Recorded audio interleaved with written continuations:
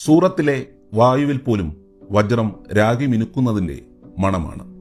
അവിടെയാണ് ലോകമെമ്പാടും വജ്രങ്ങൾ കയറ്റുമതി ചെയ്യുന്ന ഹരികൃഷ്ണ എക്സ്പോർട്സ് എന്ന മഹാസാമ്രാജ്യം സ്ഥിതി ചെയ്യുന്നത്.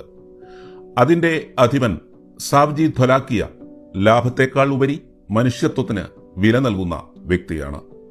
സ്വന്തം ജീവനക്കാർക്ക് ദീപാവലി സമാനമായി കാറുകളും ഫ്ളാറ്റുകളും നൽകി ലോകത്തെ അമ്പരിപ്പിച്ച ഈ വജ്രവ്യാപാരിക്ക് പക്ഷേ ഒരു ആശങ്കയുണ്ടായിരുന്നു, തന്റെ മകൻ ദ്രവ്യയെക്കുറിച്ച്.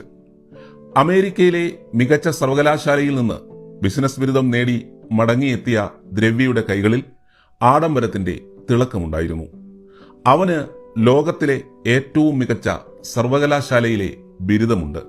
പക്ഷേ അവന് ജീവിതം അറിയാമോ? പണമില്ലാത്തവന്റെ വിശപ്പും വിയർപ്പൊഴുക്കുന്നവന്റെ വേദനയും അറിയാതെ എങ്ങനെയാണ് അവൻ തന്റെ ആയിരക്കണക്കിന് തൊഴിലാളികളെ നയിക്കുക? തന്റെ മകൻ വളരുന്നത് ആഡംബരത്തിന്റെ നടുവിലാണെന്നും അവന് പണത്തിന്റെ മൂല്യമോ സാധാരണക്കാരന്റെ വിയർപ്പിന്റെ ഗന്ധമോ അറിയില്ലെന്നും ധൊലാക്കിയ തിരിച്ചറിഞ്ഞു. തന്റെ ആയിരക്കണക്കിന് തൊഴിലാളികളെ നയിക്കേണ്ടവൻ അവരനുഭവിക്കുന്ന കഷ്ടപ്പാടുകൾ കൂടി അറിയണമെന്ന് ആ അച്ഛൻ തീരുമാനിച്ചു.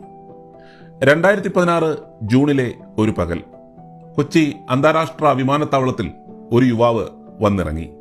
കയ്യിൽ ബ്രാൻഡഡ് വാച്ചുകളോ ലാപ്ടോപ്പോ ഒന്നുമില്ല.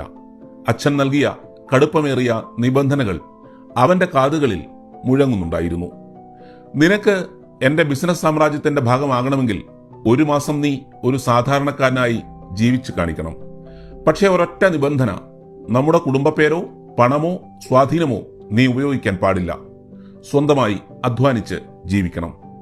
കയ്യിൽ വെറും 3 ജോഡി വസ്ത്രവും അടിയന്തര ആവശ്യത്തിനായി 7000 രൂപയും നൽകി സാവ്ജി തന്റെ മകനെ കൊച്ചി നഗരത്തിലേക്ക് അയച്ചു.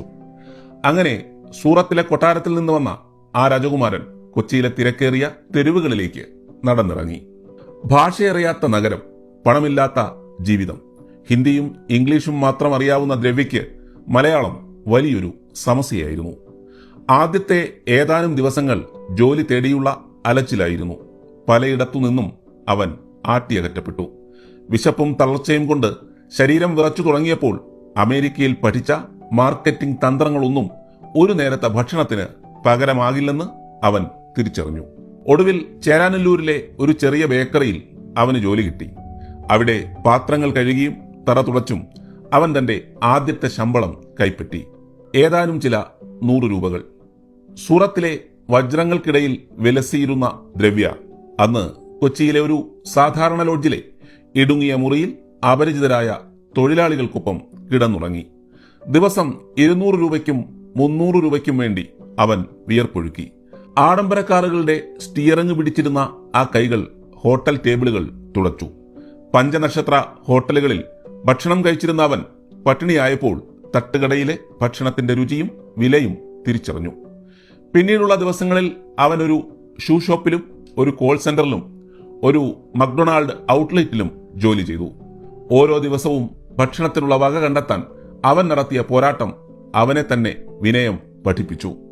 നടുറോഡിൽ ബസ് കാത്തു നിൽക്കുമ്പോഴും പൊതിച്ചോറിനായി ക്യൂ നിൽക്കുമ്പോഴും അവൻ കണ്ടത് പണത്തിന് വാങ്ങാൻ കഴിയാത്ത മനുഷ്യബന്ധങ്ങളെയായിരുന്നു.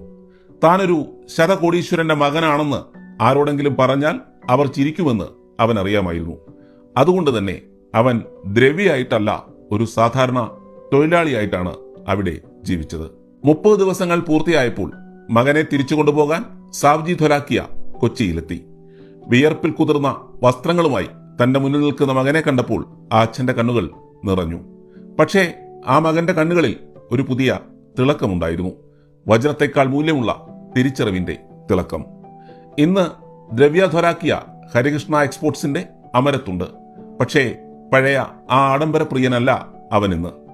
തന്റെ ഓരോ തൊഴിലാളിയെയും അഭിവാദ്യം ചെയ്യുമ്പോൾ അവർ അനുഭവിക്കുന്ന കഷ്ടപ്പാട് ദ്രവ്യക്കറിയാം. കൊച്ചി എനിക്ക് നൽകിയത് വെറും ഒരു ബിസിനസ് പാഠമല്ല, ഒരു ജീവിതകാലം മുഴുവൻ സൂക്ഷിക്കാനുള്ള മനുഷ്യത്വമാണ് എന്ന് ദ്രവ്യ ഇന്നും അഭിമാനത്തോടെ പറയുന്നു.